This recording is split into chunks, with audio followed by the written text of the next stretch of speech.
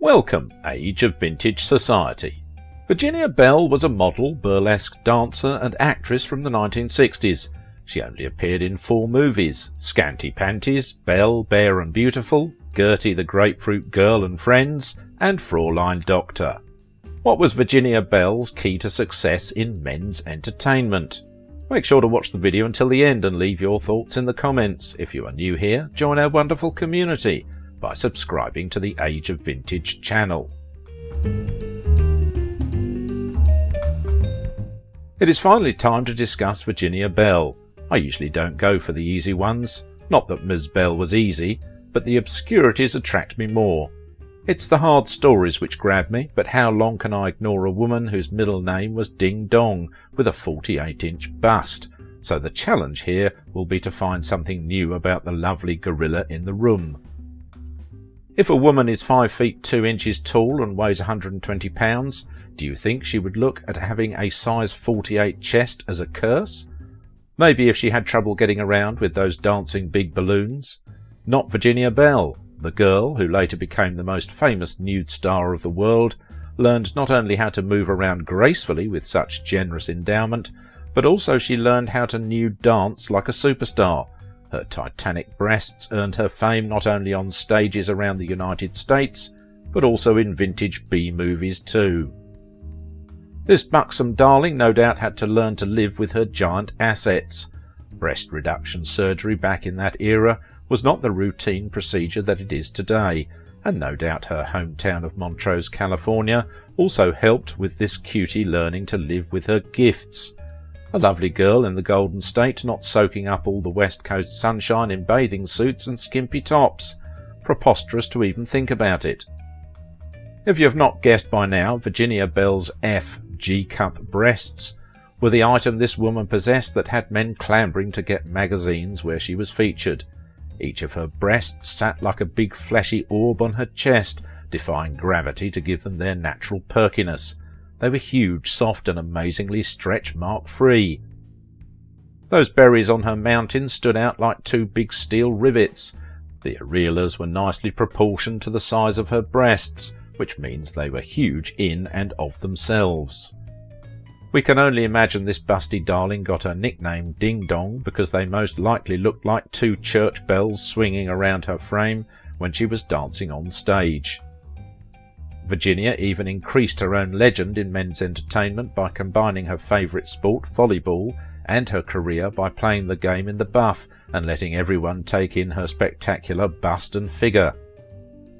It is almost too bad that so many fans of the burlesque era focus on Virginia Bell's upper body.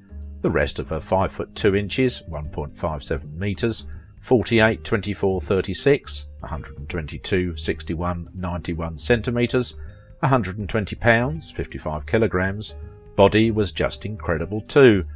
When a person takes in the photos of this bombshell standing straight up and posing with her arms straight out for the camera, the entire package is utterly captivating.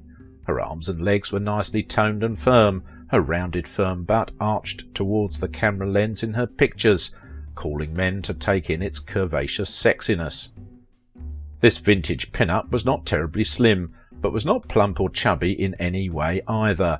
How would a person describe it? How about deliciously proportional or femininely firm and muscular?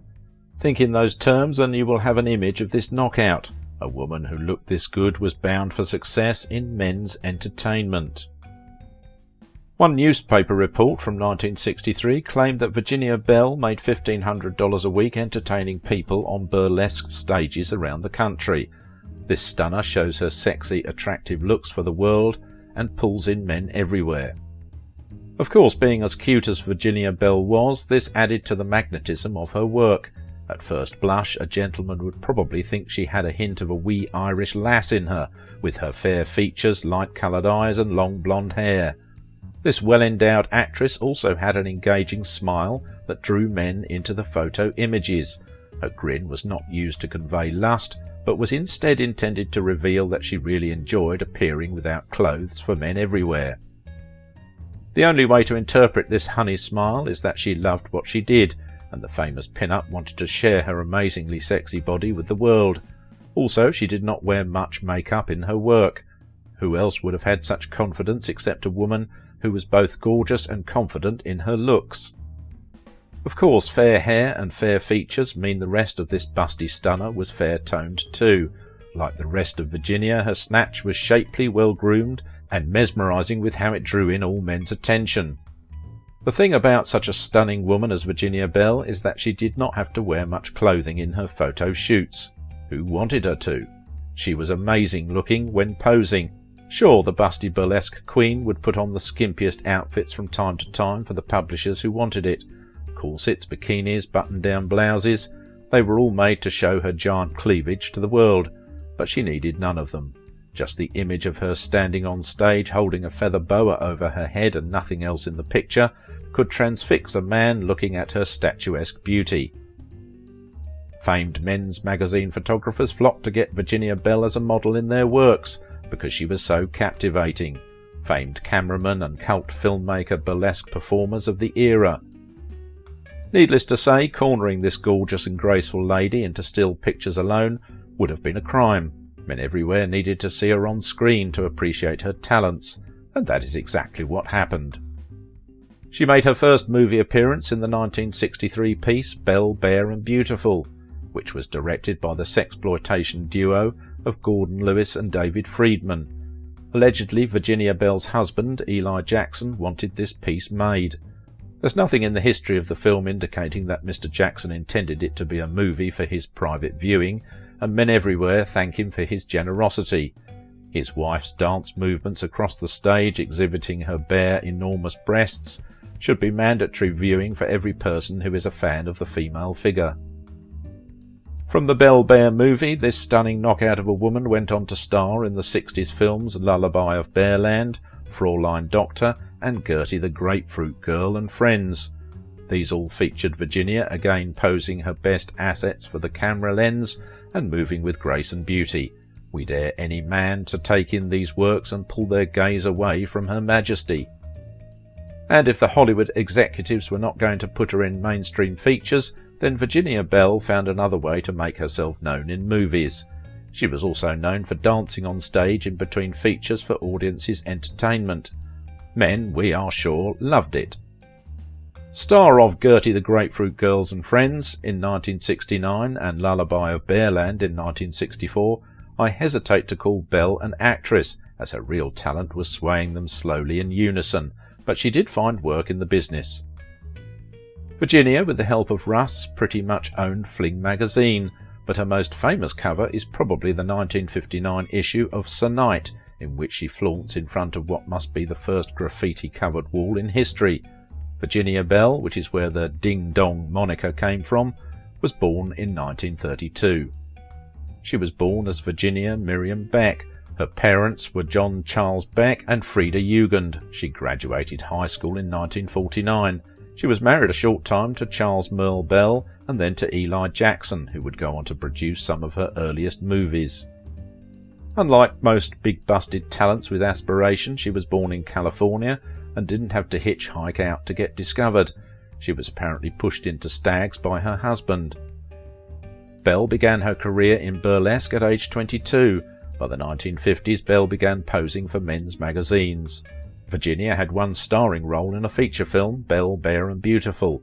In it, Virginia plays a burlesque dancer pursued by Lewis regular Thomas Wood, but his attempts at finding true love with the girl of his dreams are thwarted by her gangster boyfriend, played by David Friedman. Wood gets around this speed bump by tracking Virginia down at the N camp she frequents, which is where at least half the film takes place. Virginia would make another appearance in Lullaby of Bearland, a series of 3 shorter segments spliced together to flesh out the runtime. Virginia's contribution is a lengthy striptease routine. Her big dough came in dancing. She is reported playing in Pittsburgh as early as 1957, dancing on a bill along with Domé, the gorgeous Cherokee half-breed, who was apparently the only Indian exotic dancer in burlesque. OK. In 1957, Virginia was using the fairly common Treasure Chest Girl label.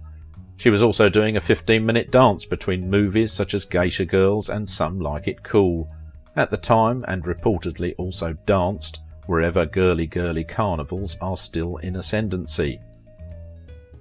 In the early 60s, Bell had 3 children by her husband Jackson: Pierre Joseph Jackson, Tyrone Eli Jackson, and Todd George Jackson. After she and Eli divorced, she was married to Alexander White until his death in 2004. After a 20-week tour of Europe in 1961, which included bouncing the stages in London, Paris and Rome, she returned directly to Youngstown, Ohio, to dance for the commoners. She was then known as the little girl with the big dimensions, though the reporter in the Youngstown Vindicator was kind enough to report, despite the impressive statistics, she is not at all unwieldy. How would he know? By the way, on that gig there was also a woman named Tina Turner.